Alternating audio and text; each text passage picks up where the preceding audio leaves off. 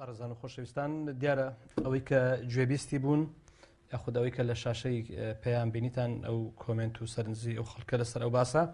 ئێمە لەبەر ئەوەی کە هەر ئەوەندە کات هەبوو دەرفەت نەبوو زیاتر بتوانین هەم پەیوەندیەکان وەرگین و هەمیش بەداوای لێبردنەوە نەمانتوانی ئەو هەموو کۆمنتەی کە لە ئەکاونتی خۆم هاتبوو بیخوێنمەوە بۆیە لێرەوە تەنها ئەوە دەڵێن هیوادارین لە ئایندەدا دیبەیتی زۆرتر چاکتر باشتر گفتوگۆ و لێک حاڵیبوون هەبێ تاوەکو بتوانین بەڵێ ئەگەر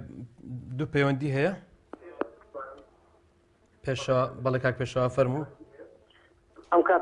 ئەم کاتەوە باش کاک پێشەوە گیان سپاس بۆ بەرنامەکەت سپاس بۆ تۆ بە قوربان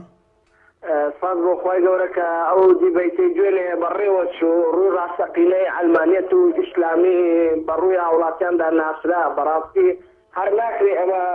ئیدعای ئەلمانیەت و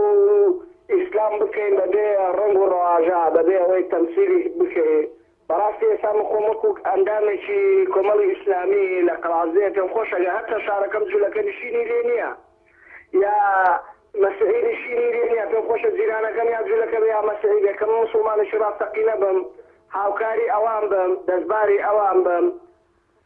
ئیسلام سەعادەت و خۆشگوزەرانیە بۆ هەموو چی لە سوێژێک پێم وایە ئیسلام زیاتر ڕاز دەکات لەگەڵ ئەلمانیەت لەگەڵ مارکسیەت لەگەڵ ئەوەی دەستی هەمووان دەگرێ هاوکاری هەمووان دەکات ئیسلامیش ڕاستەقینە نەک ئیسلامیش وەکو داعش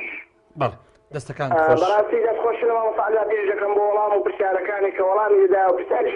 هەبوو تێیدا بەڕاستی زۆر شتێکی جوان بوو پێم خۆشە لە کوردستان شتی وا زیاتر بەرەو پێش بدرێت بچێ و سەنەخانە لەبێ بەڕاستی زۆر شتێکی جوان بوو دەستەکانت خۆش بە قوربان زۆر سوپاس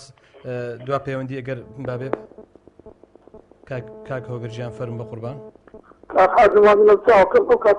زۆر سپاس کاک هۆگر ئەگەر تۆزێک پەلە بکەی کاتم زۆر کەماوە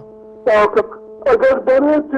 لە ئەحزابی ئیسلامی لە شۆرشی کوردی تاخیر بوون ئەگەر دەرێت لە ئەحزابی ئیسلامی لە شۆرشی کوردی تاخیر بوون بزانە کەسانی کورد هەر لە قازی محەممەد و شتر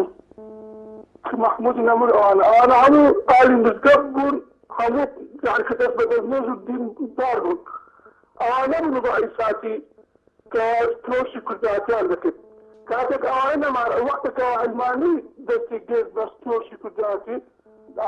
دەکاتلەوە وەختێکدا ئازاد ئیسلامی دروست بوو دەستەکان خۆش بە قوربان زۆر سپاس بۆ ئەوێ بەڕێز و خۆشەویست سپاس بە هەمووتان بەڕێزان و خۆشەویستان گەورەترین بەڵگەی ئەوەی کە ئیسلام بە زەبری شەمشێر نەهاتووە بۆ کوردستان بەڵکو خەڵک بە ئارەزووی خۆی ئیسلامی قبول کردووە کە ئەو کات کورد لە ژێر دەستی ساسان و ڕۆمەکان دەچەوساوە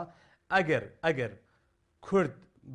بە زەبری شمشێر ئیسلامی وەربگرتە بە ئێستا ئەم هەموو ناوە ئیسلامیە ئەو هەموو ناوی پێغەمبەران نەدەبوو لەناو کوردستان 35 سال سەدام حوسێن حکمی کرد بەڵام لە هەموو کوردستان باوەڕ ناکەم دوو ناو سەدام هەبێت چکە خەڵکی کورد ڕقی لە سەدام بوو بەڵام ئەگەر خەڵک ئیسلامی خۆش نەویستێ و بە ئارەزووی خۆی ئیسلامی وەرنەگرت بێ ئێستا ئەو حەزارەتی ئیسلامی ئەو هەموو ناوی ئیسلامی لە کوردستاندا نەدەبوو